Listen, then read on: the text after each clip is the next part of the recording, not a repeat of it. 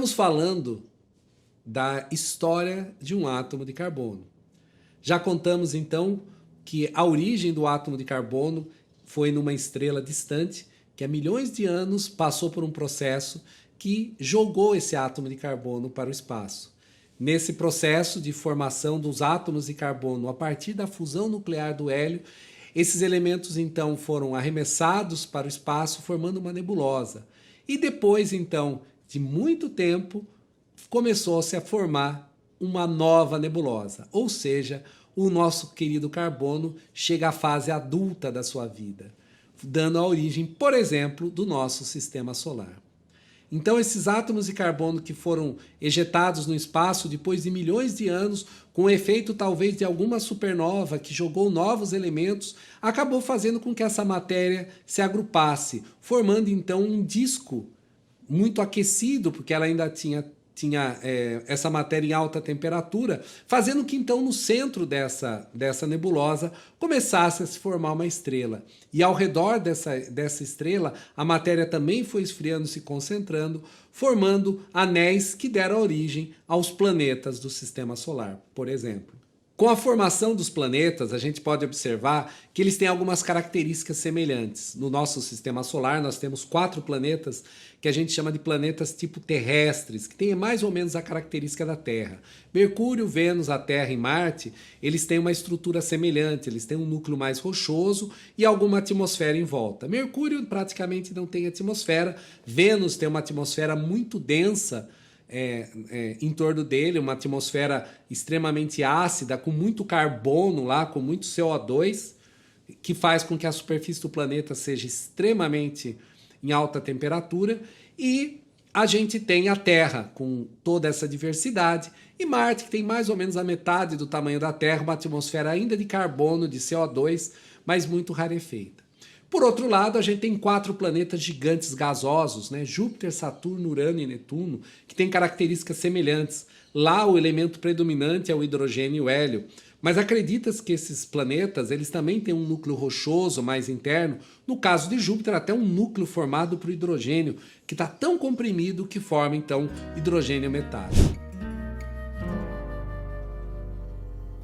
Entre a célula e o céu, o DNA e Deus, o quark e a Via Láctea, a bactéria e a galáxia.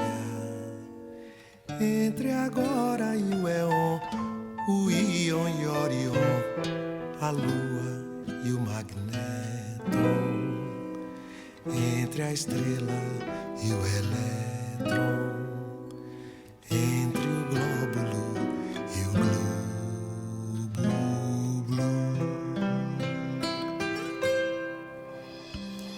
Eu, um cosmos em mim só, um átomo de pó, assim do Yang ao Yin. Eu e o nada, nada não, o vasto, vasto vão, do espaço até o spin,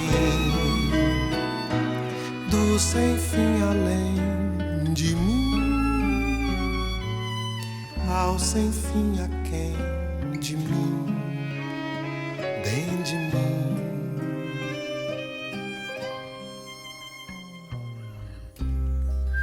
Ouvimos a música Átomo de Pó de Gilberto Gil e de Carlos Renaud, onde o Gilberto Gil faz uma brincadeira com vários termos. Ele compara a célula que está no céu, o quark, que são as partículas que formam os prótons e nêutrons, com a Via Láctea. Ele compara uma bactéria com uma galáxia, né? Existe uma complexidade tão grande numa bactéria contra a galáxia. Essa comparação entre o infinitamente grande e o infinitamente pequeno que Gilberto Gil nos faz aqui, nos remete que o carbono e todos os outros elementos, da mesma forma que eles têm uma complexidade formando essas estruturas gigantescas no cosmos, também formam estruturas complexas e fantásticas na escala menor. Os átomos de carbono são capazes de formar a vida. Há bilhões de anos, então, no nosso planeta, havia então uma estrutura que foi propícia para o surgimento da vida. Ninguém sabe exatamente como isso aconteceu. O que a gente sabe é que há bilhões de anos o nosso planeta tinha uma atmosfera ainda rica em CO2, principalmente, e que, de algum motivo, uma espécie de uma sopa da vida começou a se formar. E aí, eu gostaria de citar para vocês um poema de Augusto dos Anjos, que chama-se A Psicologia do Vencido, que ela nos faz lembrar o seguinte: eu, filho do carbono e do amoníaco, monstro de escuridão e de rutilância, sofro desde a epigênese da infância a influência má dos signos do zodíaco. Augusto dos Anjos não é do mais otimista poeta que a gente tem, mas ele lembra que nós somos filhos do carbono e filhos da combinação de tudo isso. Como eu disse, somos feitos de poeiras das estrelas, somos feitos desses átomos que vêm dessas estrelas distantes, mas que aqui na Terra conseguiu se combinar de uma forma única, até onde a gente sabe, formando a molécula do DNA. Essa molécula de DNA, de alguma forma, ela aprendeu a fazer cópias de si mesma. E quando ela aprendeu a fazer essas cópias de si mesma, levou à formação de novas formas de vida, novas estruturas, que a gente vai encontrar, então, depois de quase 3 bilhões, há quase 3 bilhões de anos atrás, quando deve ter começado a surgir essa vida, surgindo na água, em alguma poça barrenta, vai evoluindo para se transformar cada vez mais complexo e surgir as primeiras estruturas. Temos imagens, por exemplo, de trilobitas, que são pequenos animais com cerca de 500 milhões de anos atrás, que vagaram no interior, no fundo dos oceanos, muitas vezes ainda sem enxergar, sem ver, e justamente formando uma complexidade fabulosa da vida.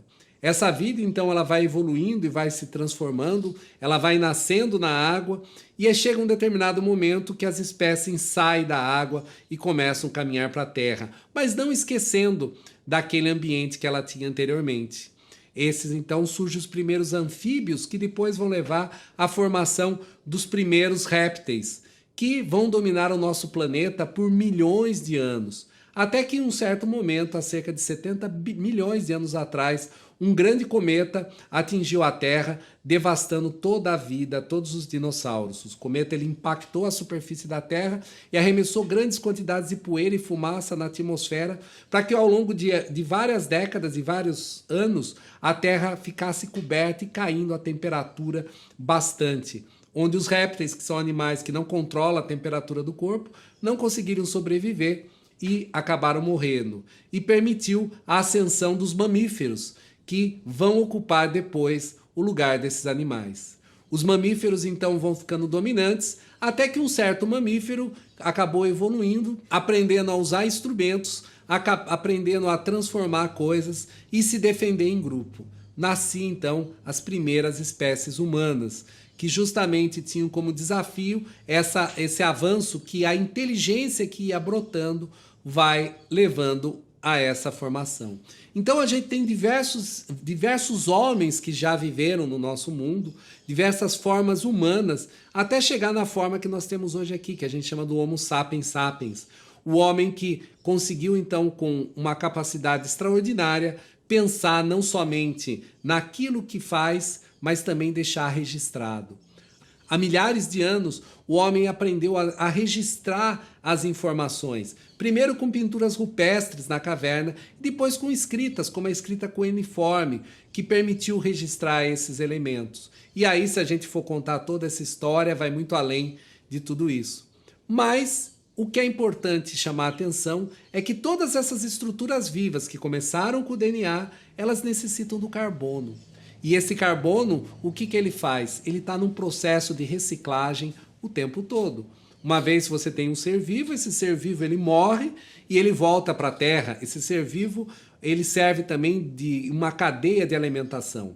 A planta extrai o CO2 da atmosfera e pelo processo de fotossíntese, ela cria então estruturas mais complexas, como por exemplo a própria glicose, que vai ser utilizada como fonte de energia e a seu próprio constituinte.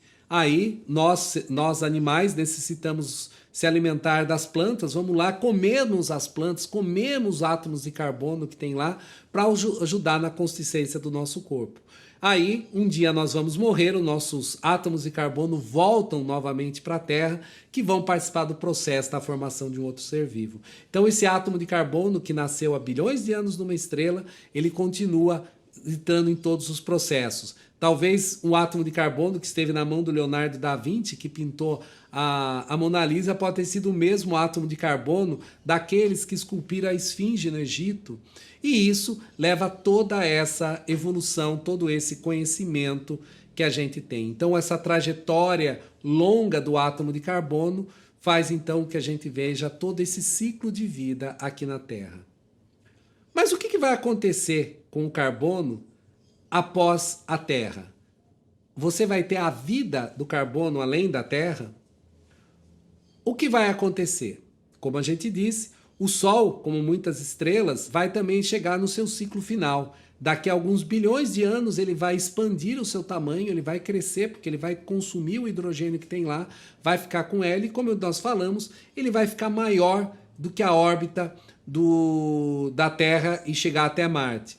Então, daqui a cerca de 5 bilhões de anos, um dia o Sol vai crescer dessa maneira e vai destruir o nosso planeta e todas as formas de vida que estão aqui. Não vai ficar ninguém para contar. E tudo isso vai, ou seja, os átomos de carbono que constituem todos esses seres vão ser novamente jogados no espaço, para daqui a alguns bilhões de anos para frente gerar uma nova nebulosa e dar um início a um novo ciclo de vida, sabe lá onde, sabe lá quando. Então, a trajetória do átomo de carbono, como nós falamos no início, nascendo numa estrela distante e continua até hoje. Basta a gente lembrar que o átomo de carbono que acabou de sair da nossa respiração é o mesmo átomo de carbono que estava numa estrela há bilhões de anos atrás. Fizemos uma extraordinária jornada. Vimos a criação da vida que surge a partir dos átomos de carbono. Entendemos que os átomos de carbono nasceram um dia numa estrela, há bilhões de anos atrás, que ficou uma gigante vermelha e jogou esses átomos por todo o espaço. Vimos que os outros átomos que estão presentes em nosso mundo também foram criados em estrelas. Só que aí, a partir de gigantescas explosões que povoaram o espaço, semearam o espaço com esses átomos mais complexos e mais sofisticados. E por mais incrível que pareça, com a ação da gravidade, foi possível formar-se uma nova estrela, formar-se vários planetas. E mais do que isso, num planeta muito particular que chamamos de Terra, esses átomos de carbono, combinando-se com outros átomos, podem levar à vida. E ele é o mesmo átomo de carbono, que tem bilhões de anos e que faz essa viagem através do tempo e do espaço, justamente nas suas infinitas combinações e nas suas infinitas transformações. Para entender que como tudo isso pode surgir a partir da desordem, a ordem que leva a ter até seres vivos e inteligentes que são capazes de questionar isso, nós vamos entrar no mundo do átomo. Isso será a nossa próxima jornada, na nossa próxima aula. Espero vocês lá.